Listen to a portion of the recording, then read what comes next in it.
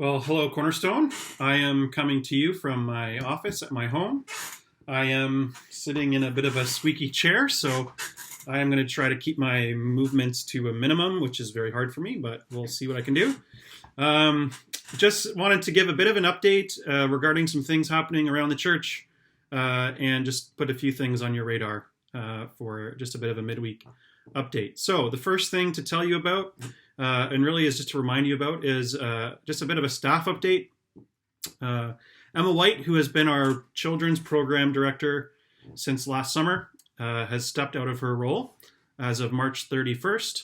And we just want to take this time to thank Emma again for just the work and dedication she put into that position, and really the ways that she loved the kids of Cornerstone through her efforts and the ways she's developed our Sunday school program. So thank you, Emma. We're grateful for you and for your contribution to that ministry. In regards to replacing her in that role, we've decided to put that temporarily on pause, just with our Sunday worship gatherings not having a kids program component.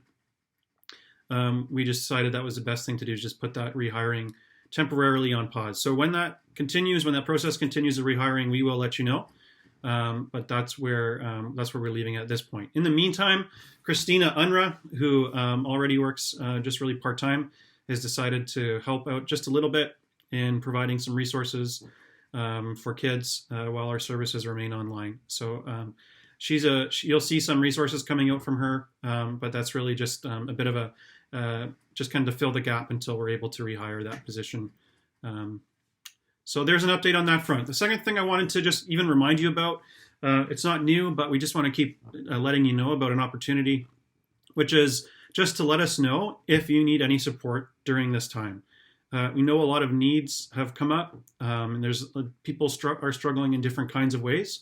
And so if you're needing help or support in any kind of way during this time, please know that as a church community, we want to support you. So if you're needing care, if you're needing,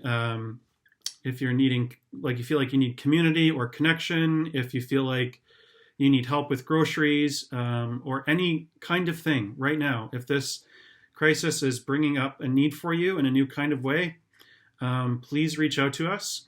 You can do that directly, but we've also created a online form just on our website, and that's just a really simple way to reach out to us, and then we get that right away, and then we can respond accordingly. There's been lots of people that have offered to provide support in so many different ways, and so we're really just providing just a coordinating role. And if there's more specific ways that you need help with, we'd love to explore those options as well. So please know we're here for you, and please reach out to us if you need support or help in any way right now. The last thing I just wanted to update you about is our annual general meeting, our AGM. This is something we do every year. And typically we would have done it already, and we would have done it together in the same room, but obviously we can't do that right now. But at the same time, it's actually really important that we have that meeting, because it has direct implications for some decisions we're making for this year and to continue on. So there's some important motions like confirming elder nominations, like our 2020 budget, like decisions about properties. And so we really are wanting engagement from you on those decisions and in that process. So please, if you call Cornerstone home, please consider being a part of that meeting. This year, we're going to be doing it on Zoom. We have confirmed it is a legal way to do it, and we think we have a way to handle the voting process. So it'll be a bit of an experiment, but we're going to go for it. But that's happening on April 26th at 7 p.m. on Zoom. Now, because of a few different reasons, we were requiring pre-registration for this event. So if you would like to attend, you're going to have to register beforehand. And we have created a registration through our website to make sure you can sign up for that. And just a note, we're going to have to, each person that's planning on attending is going to have to individually register. And you can do that all in one registration for each household. But you just know that each person, so if a husband and a wife is going to be planning on attending, both individuals will have to register. as opposed to just one as a representative. So yeah, so please make sure you do that. It's for a couple of different reasons that are important, that we have a list of names that are going to be attending prior to the meeting itself. But again, you can find that. It really takes just a minute to do. You can find that in that link in our bulletin and on our website. So that's it for me. If you need help with the tech side of registration, or just kind of looking around our website where things are, I'm going to now actually do a bit of a screen share and walk through that process to make it easier for you. So if that's helpful for you, you can do that. There's going to be links, everything that I mentioned, there's going to be links in the description of this video. So that's a quick way to do it. But yeah, if you need some tech help, stick around. I'll show you. I'll do a bit of a walkthrough with on my screen. But if not, we'll see you next time. Thanks for watching. Bye. Well, hello and welcome to the tech support portion of our video. I have my screen in front of me, and I'm going to just walk through how to go to our website and do the registration process for the AGM. So first thing you want to do is just go to our website, ccchurch.ca. I just wanted to highlight again as we get here that this is our form for helping in times of need. So if you need support of any way, in any kind of way right now, this is how you could let us know about that.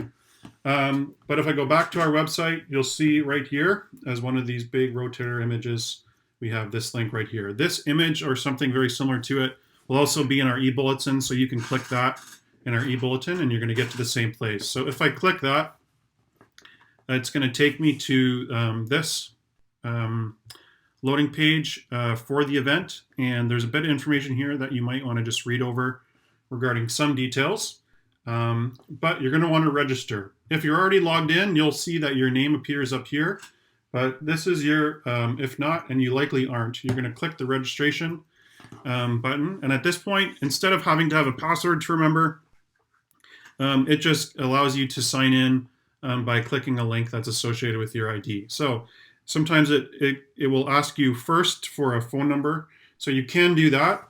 If you don't want to put your phone number in, you can also just use your email address. So I'm going to register a fake person for this event. Go to fake account. And so if you do that, it's going to send you a code to your email address. So that should take just a second to come in. And I'll wait for that, and you can see it's already popped up here, in which case I get a code. So I'm going to copy that code, and I'm going to paste it right in here, and I'm going to go next.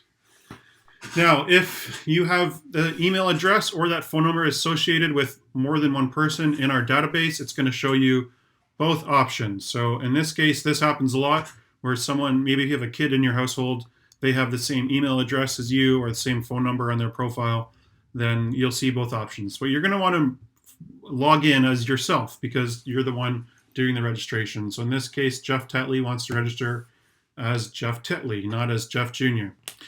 So here I'm going to select the attendees. If it's just me attending, I'm going to click that box. If, let's say, my wife or someone else in my household is attending, you're going to want to highlight their box as well, or check their box as well. There's only one option, so this is a drop-down menu, but it doesn't really matter. You're going to go to next. Once you've done that, some of this information is not required, but always helpful if you can fill in your accurate information in our database. That makes it easier for us to contact you. And then it's just a couple of questions. So the one is confirming whether you're a member at Cornerstone. The reason we're asking this is because we need to know only members can vote for the meeting. So you can just let us know if you're a member, yes, no. If you're not a member, you're welcome to attend. You just won't be able to participate in the voting. But it's great to have you there, and you're just for your own knowledge of what's going on and to get your input on the different topics. If you're not sure if you're a member, then you can click that box, and then we will verify that with you. And then the second question, which is optional, but if you have any questions or comments or concerns about any of the motions being voted on during the AGM, then you can let us know there. So once you fill out that information for the first person you've registered, you press continue. It will take you to the next person. let's say Mrs. Telly's not sure either, and she has no questions. Then you go next, and at this point you're going to review. Great, these are the people I'm registering. Perfect. Click complete registration.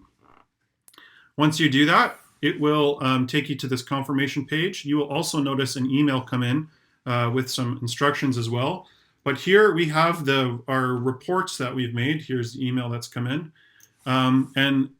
We've included them as forms as part of the registration. Typically that would be like a permission form. So some of the language kind of talks about it in that way. But in this case, it's just the AGM form that we've put together, the report, I should say, for the event. So it's a PDF that includes all the information regarding the event and the motions being voted on, and some of the background and rationale for that. So that's a document for you to check out there as well. So you'll notice in your inbox that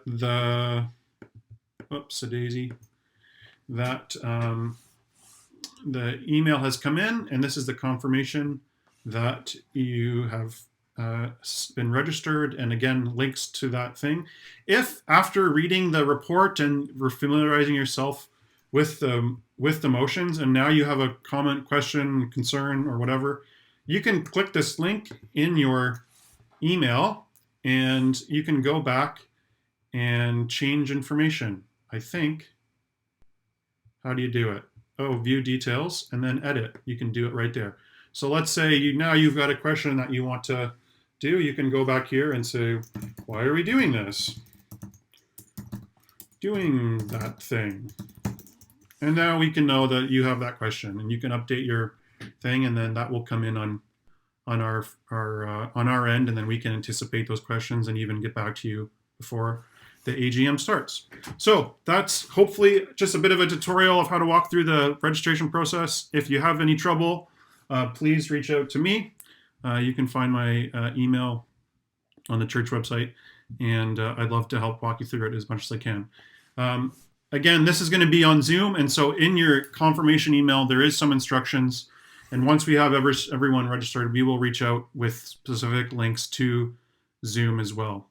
So then you'll get hooked up with that information just kind of a few days before the meeting actually happens. So hopefully that's been helpful for you. Again, reach out to me if you have any other questions. Thanks.